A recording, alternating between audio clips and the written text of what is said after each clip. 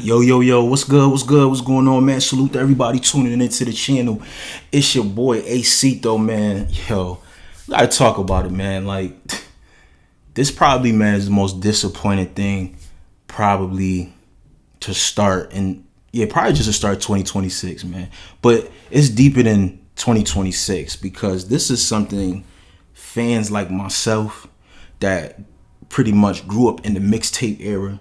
I'm talking about the late 90s, early 90s, even to the early 2000s, bro. I'm talking about the mixtapes. They were on shit. You can even go back to the 80s when they were on cassettes. Then they went to CDs, and then they went to MP3s. Then they went later to your DAT Piffs. You had your mixtape sites, and then the blog era. Like, this is really for that specific era.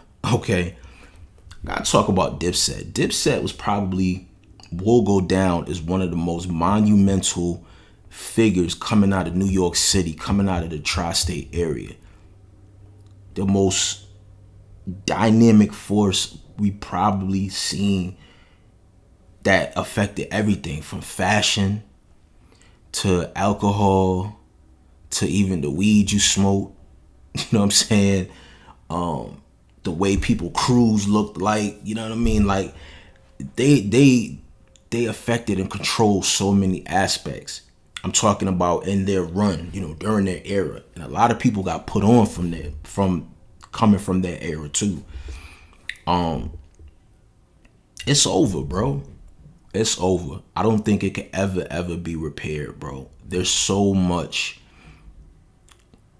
like distance between the camp, and then it's like individual camps, because you got Dipset, then you got Bird Gang, then you got Skull Gang, then you got 730, then you got what else you got the Taliban. Like, these are all branches from the Diplomats, you know what I'm saying? And it's crazy to think, like, if Max never went to jail, say if Stack Bundles never got murdered, say if like Jim Jones never got on stage at that first moment and came out with 50 Cent, like, say if none of that stuff happened, but you still had all the other added entities come into the camp and do their own thing. I'm talking even from SOS out there in London, you know what I mean, A Mafia, 40 Cal, all of these people come in there, put out projects, mixtapes. Like, could you imagine of how dynamic and how big Diplomats would have been right now, bro? And then even them having the opportunity to come back together for the Verzuz, you know what I'm saying, against the Locks. That was a big opportunity for them to show the camaraderie, to get everybody together, you know what I'm saying, for one last hoorah. And who knows, that could have actually sparked some type of excitement and interest to where people are now back invested in the Diplomats. People now, we can expect a tour, we can expect merchandise, we can expect more music. That was a big opportunity. Even if they didn't win the actual Verzuz, to show the camaraderie, to show them two coming together and putting the differences aside and bringing like J.R. Ryder and all the other guys, that were a part of the Diplomats, bringing them back to the forefront. That could have really been a big opportunity, bro. And egos and, people, lying and deceiving. It just really just exposed that these niggas never really liked each other. They were always in competition with one another. Even to the point when Jim branched off, and did his own thing, started Bird Gang, Cam goes and trademarks and copyrights Bird Gang. Like, it's just a nonstop cycle. And then all the way, if you bring it, because I'm not about to go down the whole timeline. Like, if you've been following these dudes, you know what I'm saying? But even to go now into 2026, you got Cam being successful now with the Is What It Is podcast. He linked back up with Mace, his childhood friend. They went through a rough patch, but they were able to come back together. Now they making millions and millions of dollars, man, to the point where Cam is like, he's doing the face off for Jake Paul and Joshua. He's in there in the ring. Like, he's deep in the sports world now. Cam, I could see Cam starting his own like either his own like agency, representing like, athletes and things of that nature. But Cam doing his thing, very successful as far as what the is what it is, and he got a what's the liquid like Viagra he got? It's not Viagra, but it's a damn, what the hell is the name of that shit? I forgot the name of it, bro. I tried it. It worked. It worked. I will say that it worked. You know what I'm saying? It worked. I can't remember the name of that drink, but Cam a hustler, man. So Cam doing his thing. Then you got Jim. I've always liked Jim Jones, man. I always loved Jim Jones, the hustler. Jim Jones is probably one of the most hardest working diplomats. The hardest working diplomat. I mean, this dude, bro, like, even right now, he's always reinventing himself, and he's always staying current when it comes to the music aspect, always putting out music. No matter what he's doing, Jim is always going to put out some music. Now him starting his own, like, I would say digital network, where he has a hub where a lot of different content creators, they come into this space. I know Bars on 95 actually did a deal with Jim, and they're doing their podcast out of that actual establishment. But you know what I'm saying, Jim, got his hands in the clothing. He got his sunglasses. He still got the label.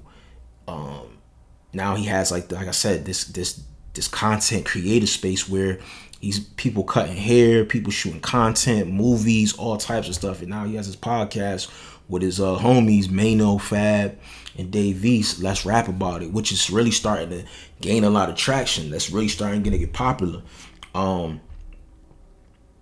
He's doing his thing. You know what I'm saying? And I don't know as far as what Freaky Zeke's doing. I know Freaky's pretty much neutral. He's always supported both. I know Duke the God is now stepped back out. He's now collaborated with Hell Rel and JR Ryder, and they got a project, I think, that's supposed to be out now or coming out soon. They're on a promo run, so it's like everybody's kind of like working. And I was thinking like it was gonna lead to them kind of all coming together, but no. Social media now, 2026. Cam, Jim, they still going back and forth, trading shots. You know what I'm saying? Cam talking about Jim don't got the heat. He owes the rent for the place because 50 and Jim were going at it. You know what I'm saying? I ain't even led to a freestyle where 50, you actually on the clock. You still haven't responded. Them niggas got Fab and all them, they got in your ass. You still ain't respond, bro. But 50, he's the troll. He's the troll master. He pretty much got on the phone with the landlord of the actual facility that Jim Jones is leasing, and came to find out that Jim hasn't paid him. Jim owes them bread. 50 was gonna buy the actual spot and buy the podcast, and Jim paid it. But I guess he still owed bread. You know what I mean? This is alleged. This is all stuff that's coming out on social media. And it's just like, bro, y'all niggas is too old, bro. Y'all too old, man. Just if y'all not gonna work together, they're just parting ways, bro. Because the more y'all go at each other and try to tear one another down, you're hurting the up and coming, the next people that's trying to get in position to find a spot in the industry, whether they're doing marketing, whether they're managing, whether they're doing, audio engineering, whatever the case may be, bro. Like, y'all are stopping opportunities for the next people because y'all niggas is what? Selfish. And I ain't gonna lie, a lot of this shit, I really blame the responsibility on Cam. I blame it on Cam for not being a leader, bro. You know what I'm saying? And I get it, Cam, you only could control so much. You're only one person, but bro, you started Diplomats. You know what I'm saying? Like, when you think of Dipset, when you think of the Diplomats, your first person you think about is Cameron.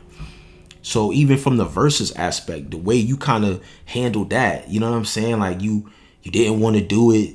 Then, you know what I'm saying, Jim and Jewels wanted to do, Jim and Jewels wanted to do it. You didn't want to do it. Then I guess you negotiated something where you got more money. You got the Locks money, but you didn't really, you took more money in equity from Jewels and Jim, but you didn't really, it was just crazy, bro. It was just crazy. So it was like, and even to see how that kind of panned out, I don't know, man. I just feel like leadership skills, I feel like you're not really a good leader, in that aspect when it came to the Diplomats. But You know, when it comes to business, I can't take nothing away from Cam because Cam gonna make sure his business is good. You know, but it's just sad to see, bro. Like I was bro. You couldn't tell me shit, bro. Back then, I was a advocate, Dipset supporter.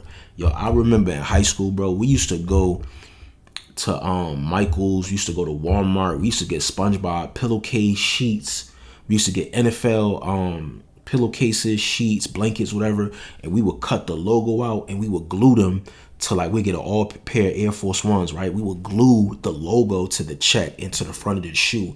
And I don't know if y'all remember back then, there was like a style. Like you would take like a Burberry sheet and you would cut it out and you would like stitch it or you would glue it to the actual shoe. So you would have like the Burberry scarf with the Burberry Scully, and then you would have the all white Air Force Ones with the Burberry, like, you know what I'm saying, logo or patch around the shoe. Like we used to be mad creative in high school, bro, doing that, bro. And a lot of that stemmed from the Diplomats. The Diplomats were the first ones I seen doing that. You know, they would take like a red bandana and they would cut it up and they would take certain pieces and have it, you know, stitched in a Nike check, stitched in the front, or glue it to the front of the actual shoe. You could do that with crazy different designs from NBA to football, everything. You know what I'm saying? So like fashion, when I was in high school, fashion was everything, bro. Fashion was everything. And a lot of that shit played a part with the Dipset, from the Jersey era, you know what I'm saying, to the colorful Converses, of course the Jordans, the Nikes, the Air Maxes, like, you know what I'm saying, you wanted the Polo Rugby, you wanted, like, I'm telling you, like, it was a fact. Like my last 2-3 years, I'm talking like probably sophomore, junior high school year, like it was fashion, bro. Fashion, music. And Dipset was really at the forefront of that. You know, you had G Unit come out with their stuff. I think Deshaun S. Carter's. You know, a couple of rappers, you know, would try to divil and dabble, but nobody had the impact that Dipset, the Diplomats had, bro. Nobody.